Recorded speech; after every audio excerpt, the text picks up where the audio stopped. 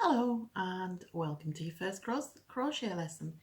In this session I'm going to go through a few of the basic bits of equipment you'll need, show you how to hold the hook, introduce you to the first stitch, chain stitch for foundation, and generally get you started. So here we go.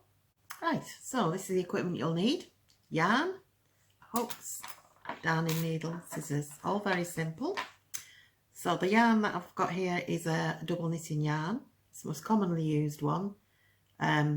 Word about yarn: the thinner the yarn, the smaller your piece will be, and the smaller hook you'll need to use, and vice versa. The thicker the yarn, the bigger the piece will be. This is double knitting acrylic yarn. It's washable, it's fairly robust, it won't shrink, anything like that, so that's pretty good for a beginner. So let's put that to one side. These are your hooks. These are two sizes. This one, way up, is a 4mm. This is the shank, the bit you hold in your hand. These are comfort grips. They're really good. A lot of basic hooks are just a metal shank, but these are great if your hands are a bit stiff. This is the pointed hook end. You can see that's the business end of the hook. This one is 3.5.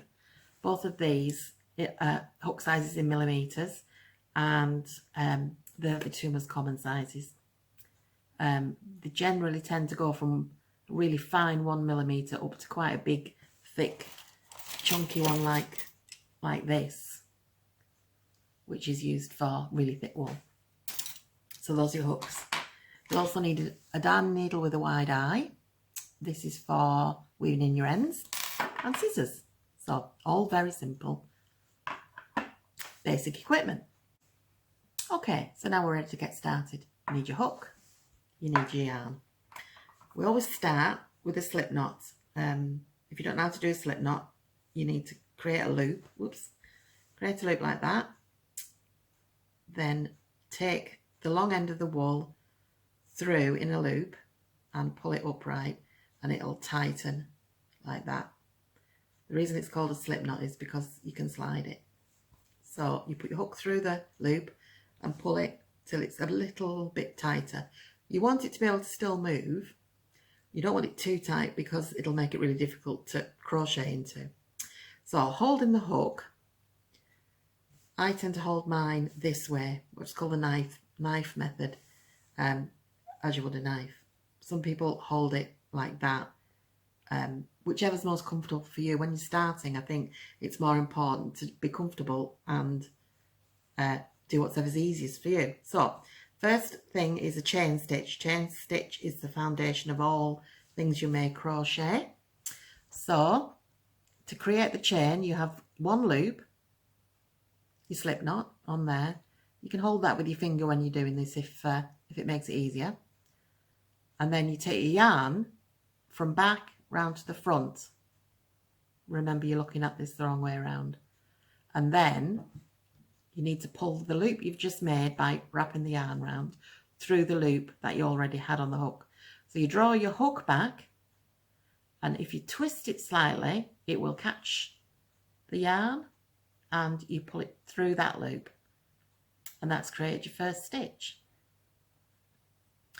If you look at it, you can see there's a kind of a V shape. That's the stitch formed. And by recognising the V, you'll be able to count them later. So what you want to do with your foundation chain is to just carry on doing what you just did. So yarn round back to front, pull your hook, twisting it to catch the yarn and pull it through the loop that's on. So again, yarn round back to front, twist as you pull and pull it through the loop. Now, looking at that, you can see we've got 3 of the little V shapes, and that's 3 stitches. So when you're counting, you would look 1, 2, 3 V shapes. Okay, right. So I'm going to carry on just with that. So yarn round, the hook, twist the hook, pull through, yarn round, twist the hook, catch the yarn, pull it through. And I'm going to keep doing this until I have the number of stitches that I want. So in this case, I'm going to do 10. So then I can count them. 1, 2, 3, 4, 5, 6, 7, 8, 9, 10. So that's your foundation chain.